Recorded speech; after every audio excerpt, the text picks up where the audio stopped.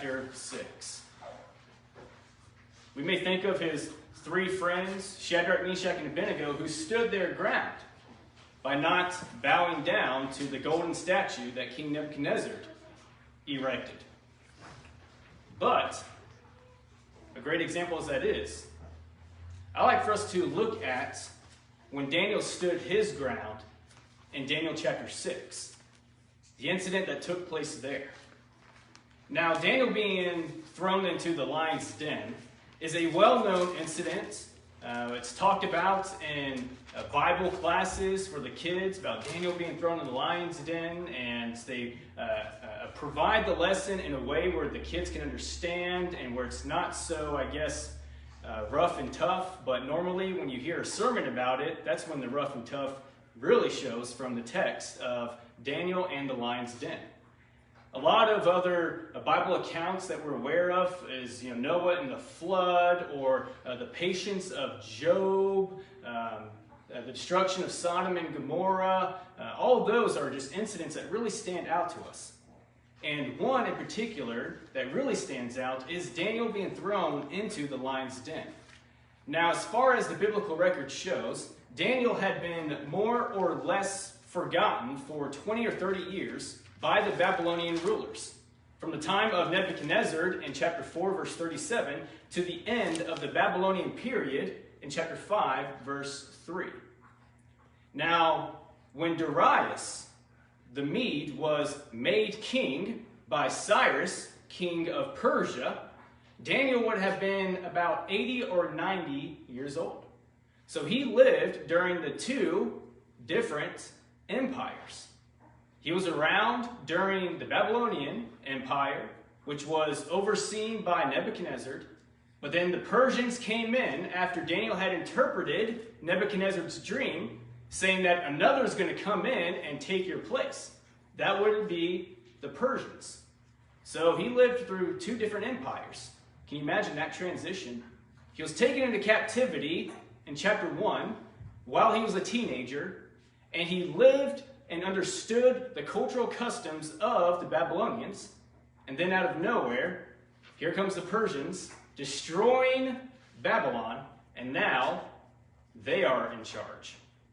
Imagine having to transition from one culture to another culture just like that.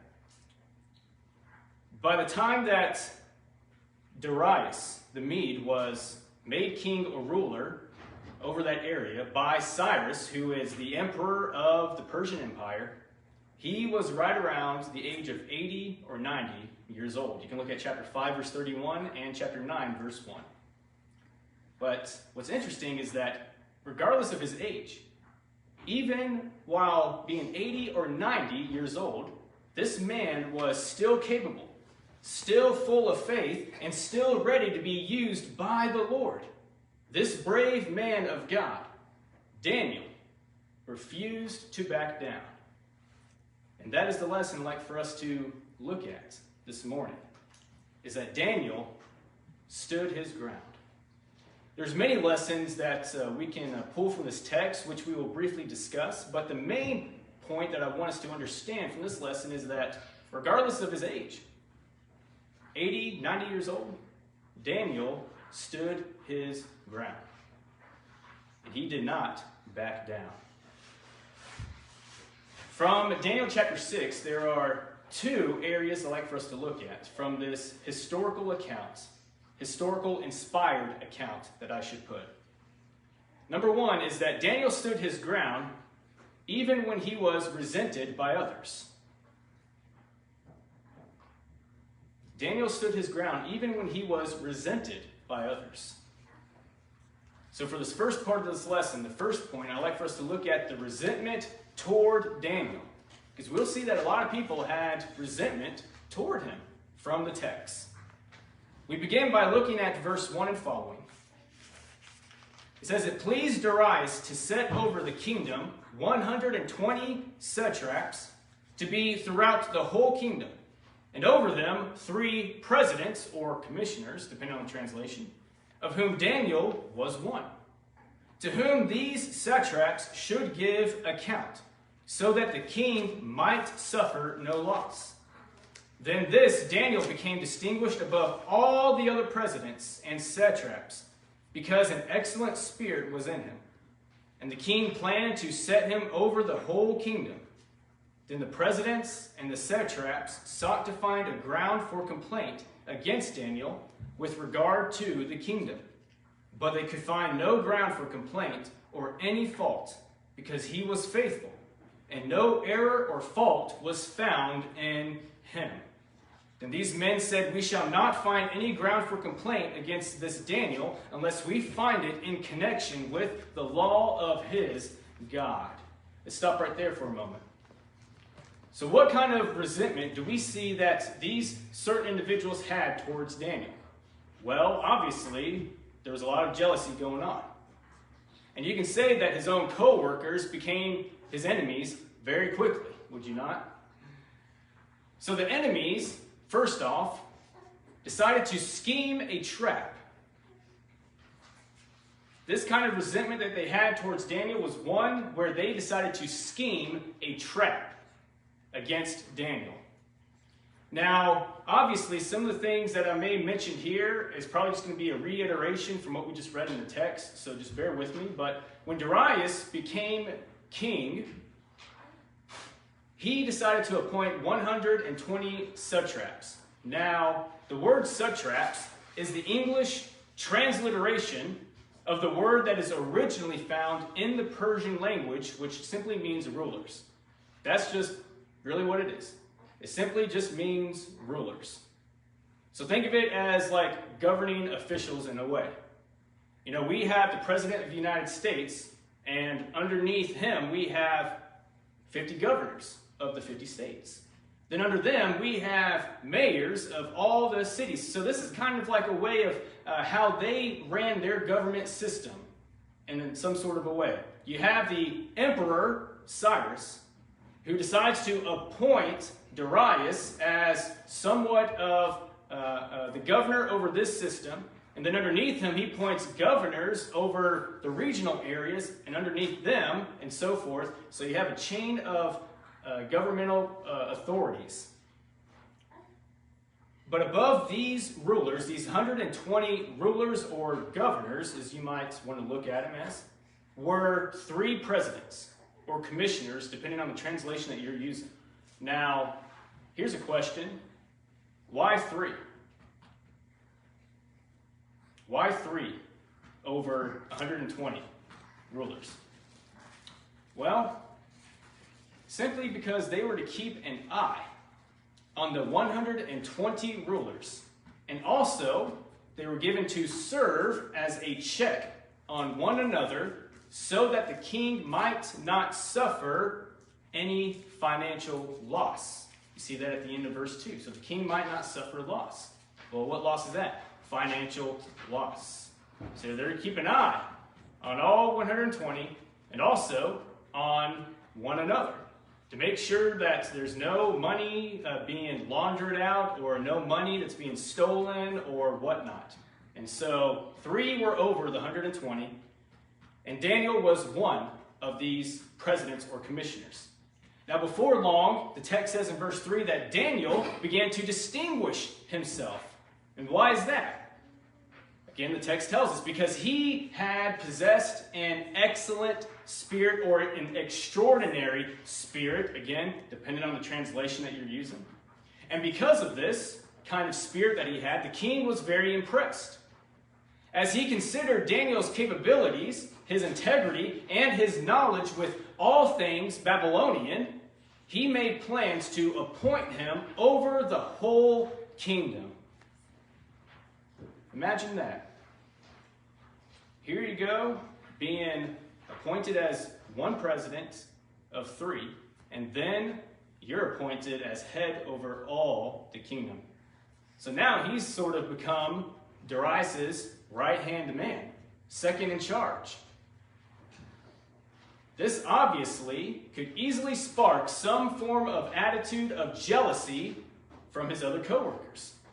And because of their jealousy, what did they decide to do? Well, they began trying to find a ground of complaint, accusation against Daniel in regard to the kingdom.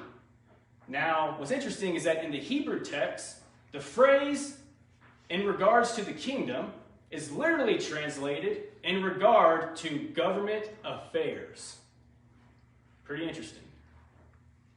Many scandals regarding government affairs have made international news. Do they not? I mean, I really don't have to say much. I mean, just from past experiences, from all of the elections and all of the presidential candidates and all the presidential debates and everything, they always find some kind of dirty laundry to bring forth before the whole public to see. And most of the times, when they can't find any dirty laundry, they make it up. They make it up, and they pay some other people off to testify to it being true and whatnot, and then things just get even more chaotic and more messy. But regarding Daniel, he is one that they could not find any complaint. No fault, nothing. Daniel was a man who was upfront. He was a man who was full of integrity publicly and privately. They couldn't find anything against him. His conscience was clean. I believe Daniel, if he were even informed about their scheme, he probably would have been just like, go ahead and let them. They're not going to find anything against me. My conscience is clean. The wise man, Solomon, wrote in Proverbs chapter 20, verse 6, he says, many a man proclaim his own loyalty, but who can find a trustworthy man? What if our lives and work were put under that kind of scrutiny? What might be exposed? Would they be able to find any dirty laundry that they could drag out and show before the public? Or would they have to make it up? What would be exposed if our lives and our work were under that kind of scrutiny? Folks, this thought should make us appreciate Daniel even more. His enemies closely examined his public and private life to find something, anything that they could use against him for their advantage, but they found nothing. So they finally concluded in verse 5, we will not find any ground of accusation against this Daniel unless we find it against him with regard to the law of his God. The only thing that they could find to attack was his religion, his faith. This was the same kind of tactic that Paul's critics used against him. But Paul was able to write in 2 Corinthians chapter 1, verse 12, saying that, for our boast is this, the testimony of our conscience. Our conscience is clean. It's clear, in other words. Because we behaved in the world and before you with holiness and godly sincerity, Paul says. People today, when they don't find any kind of dirty laundry on us, most likely their next line of attack would be to attack your faith and your religion. How often is it that they use it against us by saying, oh, you say that you're a Christian, but here you are judging. I thought the Bible says, do not judge, Matthew 7:1. Then you try to explain to them, well, you need to keep on reading the context, but they just tune it off. How many times have they tried to throw your religion and the law of your God at your face by saying that, oh, well, you're a Christian and the Bible says that you're supposed to love all people, but here you won't even allow same-sex marriage. Why not? I thought you're supposed to love all people, as the Bible says. And so you see what they do? They try to use your faith and the law of your God as an advantage to try to get some dirty laundry on you, to make false accusations against you. They did it during Daniel's time, they did it during Paul's time, and folks, people still do it today. And so what is our reaction going to be? Are we going to stand our ground? Are we not going to back down? Well, Daniel stood his ground. His enemies tried to scheme a trap, and sure enough they did. And so now we see, verse 6 through 9, the trap being set up. When we continue on, it says, "Then these presidents and satraps came by agreement," that is, an agreement to their conspiracy, to their scheme, "to the king and said to him, 'O King Darius, live forever.'" So they started off with the big form of flattery. "All the presidents of the kingdom, the prefects and the satraps, the counselors and the governors are agreed that the king should establish an ordinance, a decree, and enforce an injunction that whoever makes petition to any god or man for 30 days, except to you, O king, shall be cast into the den of lions. Now, O king, establish the injunction and sign the document so that it cannot be changed, according to the law of the Medes and the Persians, which cannot be revoked." Therefore, King Darius signed the document and injunction. So here we have the other two commissioners or presidents, and the governors and the rulers and all underneath them went to the king's palace as one whole body, all 122 men and all the other underdog rulers, I guess is what you might want to refer to them as, and made a proposition to Darius. They used all the tools of manipulation, flattery, lies, and pressure, and their proposal was to issue this decree. And the decree was that anyone who makes a petition to any god or man besides you shall be cast into the den of lions. Has anyone heard of that old TV show called Queen for a Day? Well, this is sort of like it here. These men proposed to make Darius God for a month. The king was flattered, and he quickly agreed in verse 9. And by doing that, he exposed two great flaws and weaknesses: pride and impulsiveness, or impetuousness. In other words, being quick to make an action without thinking of its consequences. If he gave any thought to the consequences, he apparently did not consider how the law would impact his favorite administrator, who would not bow down before images at all. And the text emphasizes that once the king signed the decree, it could not be changed according to the laws of the Medes and of the Persians, verse 8. Once a law was put in place, it cannot be revoked during that period of time. And we also see that in Esther chapter 1, verse 19, and Esther chapter 8, verse 8. Earlier, Daniel's three friends, as I alluded to in our introductory of this lesson, Shadrach, Meshach, and Abednego, have been cast into the fiery furnace for defying the Babylonian king, Nebuchadnezzar. So we might ask, why on this occasion were the disobedient to be cast into a den of lions instead of a fiery furnace? You ever thought of that? Well, again, we have two different cultures. The Babylonians had their culture of capital punishment, and the Persians had their culture of capital punishment. But even more, guess what the Persians were? They were worshipers of fire. Worshipers of fire. To cast someone into the fire would be to them sacrilegious. So a preferred mode of capital punishment had to be put into effect. And they made the solution of den of lions. So the trap is now set up. And now we'll see that the trap is sprung into action. Verse 10 through 17, we may not read the entirety of it, but it says, "When Daniel knew that the document had been signed, he went to his house where he had windows in his upper chamber open toward Jerusalem. He got down on his knees 3 times a day and prayed and gave thanks before his God as he had done previously." Very interesting. Very interesting that Daniel had already known about the document and that it was signed. But Daniel would not allow man's law to trump the law of his God. To him, death was better than to disrespect God's law.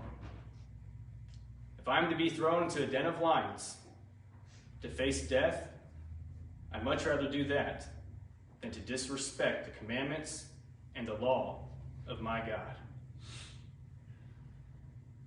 Powerful example for us today, is it not? Suppose that our government decided to write and sign a similar kind of decree, saying that you cannot preach publicly, that you cannot pray to the God of the Bible, and if you do, then you will suffer lethal injection. What would you do? Would you still assemble on the first day of the week? Some may try to even compromise.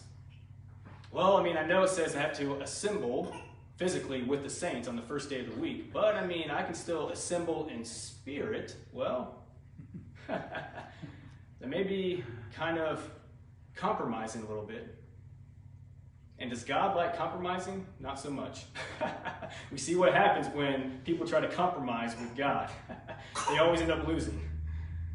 We find the example of them assembling on the first day of the week, physically, in the physical sense, with one another, to stir up to one another to love and to good works, encouraging one another as the day draws near, and to worship God in spirit and in truth, every first day of the week. And so if the decree was to be signed, saying that you cannot worship your God, you cannot publicly preach, you cannot publicly assemble, you cannot even pray, what would you do? Another excuse might be, well, I may not do it because, as head of the household, I have to protect my family and I don't want any bad or any harm to come to them. Think about what happened to the first century Christians. First century Christian men were still the head of their households in the first century. Them and even their own families were thrown into the lion's pit in the Colosseum. A lot of them did not make it out. Why? Because to them it was better to suffer death than to disrespect God and to renounce Christ as their Lord. The decree did not affect Daniel's daily practice whatsoever, which was to pray to God 3 times a day, facing toward Jerusalem, verse 10. Daniel probably prayed at evening, morning, and noontime, Psalm 55, verse 17. But why did he pray towards Jerusalem? Well, Solomon had outlined what the Jews were and should do if they sinned and were taken from their land. If you look over at 1 Kings chapter 8, verse 48, here's what Solomon addressed to the people. He says, if they repent with all their mind and with all their heart, in the land of their enemies, who carried them captive, and pray to you toward their land, which you gave to their fathers, the city that you have chosen, and the house that I have built for your name. Pretty interesting. So now we understand why they had to face towards Jerusalem. His prayer, Daniel's prayer, was that if God's people would do this, then he would hear their prayer. Now, some time ago, there's an anti-drug campaign throughout the United States that would say, just say no.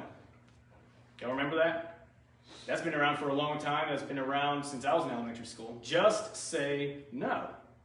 Daniel and his friends had the courage to say no to anything that was not right, regardless of the consequences, even if it was death that they had to face. They still said no. Daniel had said no to the king's choice of food back in chapter 1, verse 8. His friends, Shadrach, Meshach, and Abednego, had said no to bowing down to an image and had been thrown into the fiery furnace, chapter 3.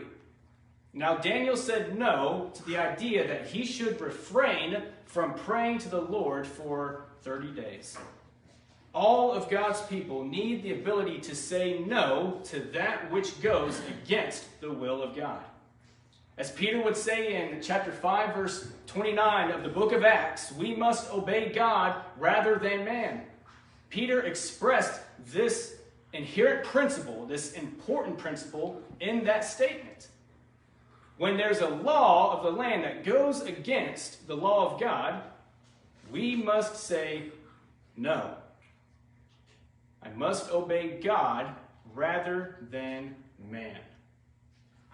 Daniel made no attempt to hide what he did.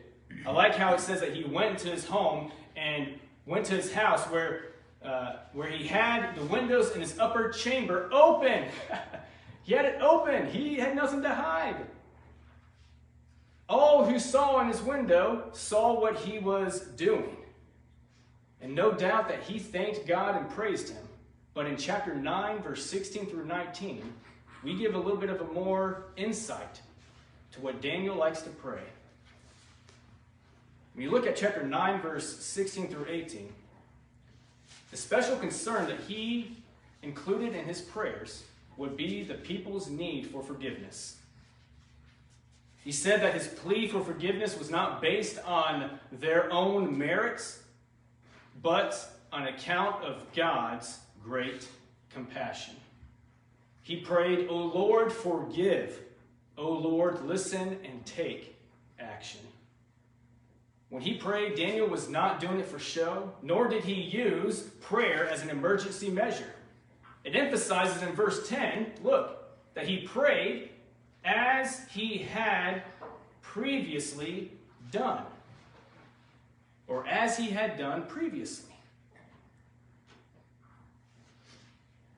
He always prayed, and he was one of the busiest men in the entire palace, but he still made time to pray. How about that? Folks, I'll be honest with you and say that my prayer life is not what it should be. I know that I can do better. I should do better. I ought to do better. I know that I need to make time to pray with my wife and with my son. I can do better at that. When I think that I have a busy schedule, Daniel had a much busier schedule than I ever had, because he was the right-hand man to the king, but he still made time to pray. Daniel's enemies evidently spied on him at his house, and they saw exactly what they had expected to see. So, excited, they rushed to the king with their accusations, verse 12 and verse 13. And notice what they said, verse 13. Then they answered and said before the king, "Daniel, who is one of the exiles from Judah, pays no attention to you, O king." Is that true? No. Daniel certainly pays attention to the king. He just did not pay attention to a law that went against the law of his God. It was no use, though. Even when the king knew that he had been tricked, he was greatly distressed. And there's nothing he could do, because the law of the Medes and of the Persians, it cannot be removed. It cannot be revoked. It is what it is. So Daniel was not the first or the last to suffer for doing what is right. There's an old World War II veteran who was thrown into one of the camps, concentration camps, by the name of Richard Humbrand, and he wrote this. In his book called Tortured for Christ, he said, "It was strictly forbidden to preach to other prisoners.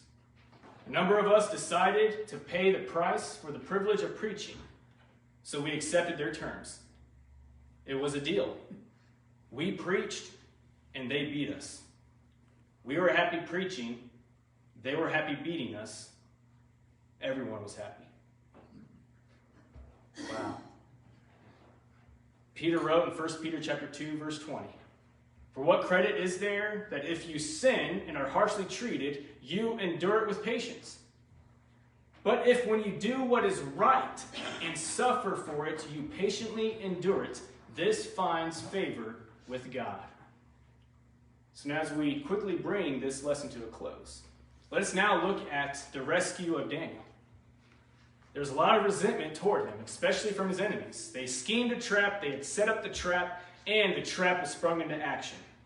So, what happens next? Well, he was rescued. We find the rescue of Daniel in the remainder of this chapter. Beginning of verse 18 and following, it says, Then the king went to his palace and spent the night fasting. No diversions were brought to him, and sleep fled from him. Then, at the break of day, the king arose and went in haste to the den of lions. As he came near to the den where Daniel was, he cried out in a tone of anguish. The king declared to Daniel, O Daniel, servant of the living God, has your God, whom you serve continually, been able to deliver you from the lions? Then Daniel said to the king, O king, live forever. My God sent his angel and shut the lions' mouths, and they have not harmed me, because I was found blameless, innocent, before him, and also before you, O king. I have done no harm. As Daniel was thrown into the lion's den, notice real quickly back at verse 16 of what the king had said. Verse 16, he says this, May your God, whom you serve continually, deliver you. The fact that the king knew the Lord is interesting. Darius, a Persian Mede, knew about Jehovah Lord, Yahweh Lord in Hebrew. How's that? Well, there's only two possibilities that I could think of logically, is that Daniel taught him about the Lord, or he had heard about the account and the deliverance of his three friends, Shadrach, Meshach, and Abednego. Or maybe both. Could be both. I think it's probably both. I think he heard about that incident, and I also think that Daniel taught him about the Lord. But however, even though he made this statement, verse 18 shows that he lacked the confidence, because he couldn't sleep or eat for the rest of the night. So the next morning he rushed, and sure enough, he found Daniel with no harm whatsoever. When he was taken up from the den, there was not even a scratch on him, verse 23 says. Now, why make that statement? Why is this the case? Well, because the text tells us that there was no harm done to him because he trusted in God. He trusted in God. The best protection against even the most formidable foe is trust in the Lord. We cannot always trust in self. We cannot always trust in others, our spouse, in science, in education, in the government, or even in the military. But we can always trust in the Lord.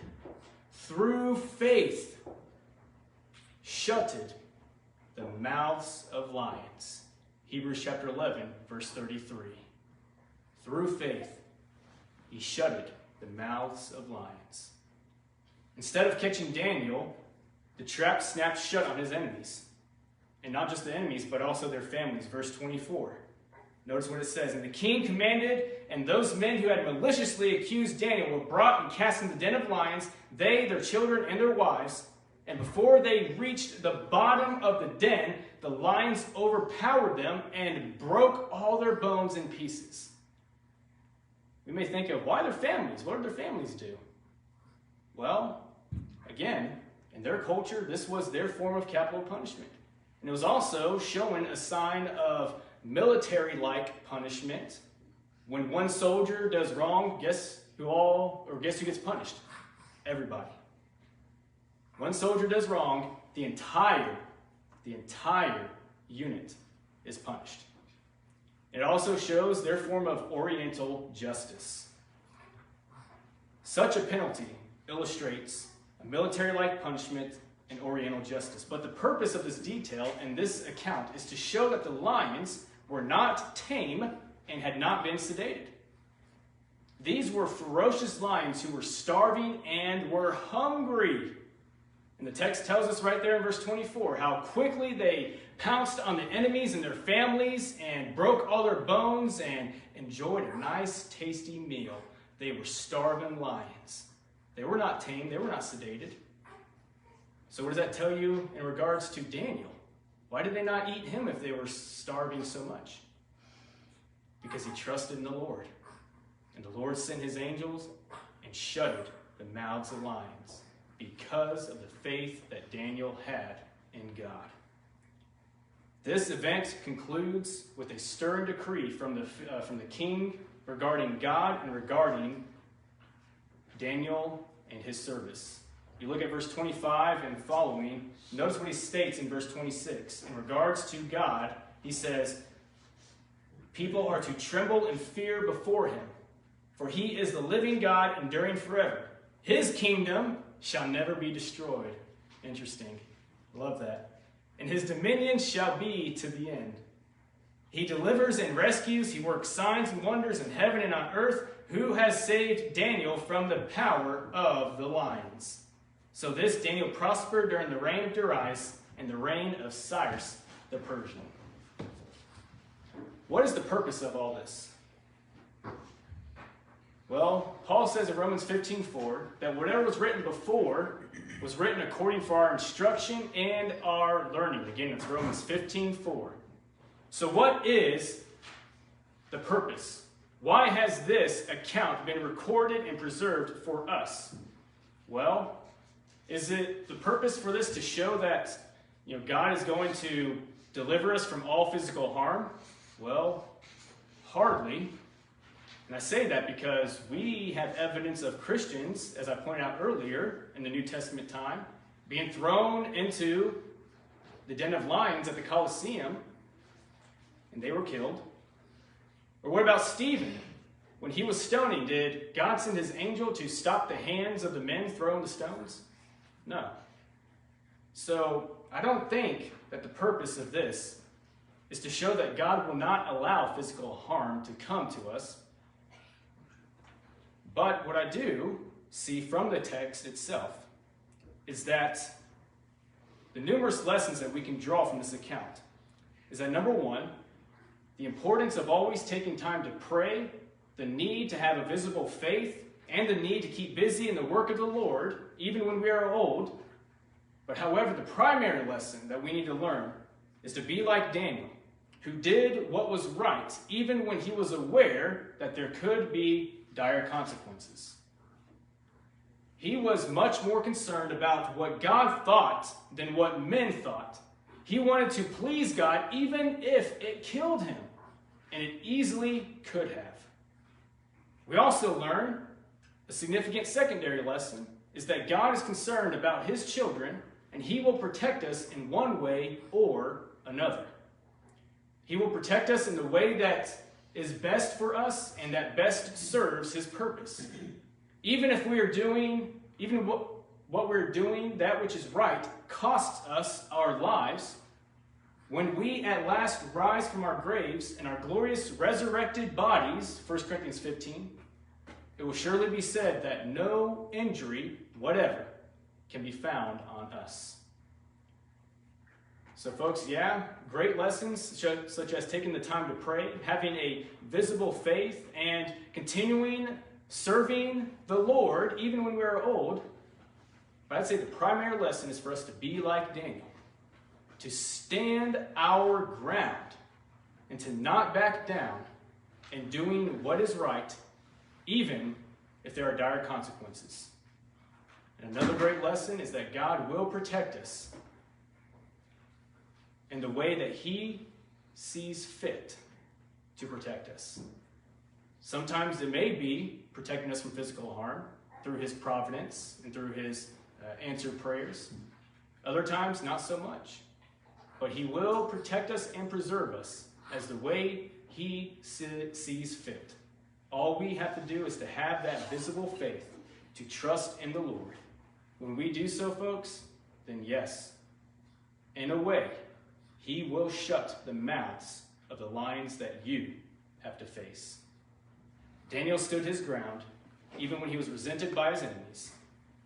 He stood his ground, and because of that, God rescued him. Let us be like Daniel in our resolve to do what is right, no matter what. Let us stand our ground and not back down. And let us be like Daniel and trust in the Lord. Whatever happens, After all, God is our refuge, He is our strength and our help in times of trouble. Psalm 46, verse 1. Folks, if you have any need whatsoever, I encourage you to please come forward together as we stand and as we sing. Softly and tenderly Jesus is calling.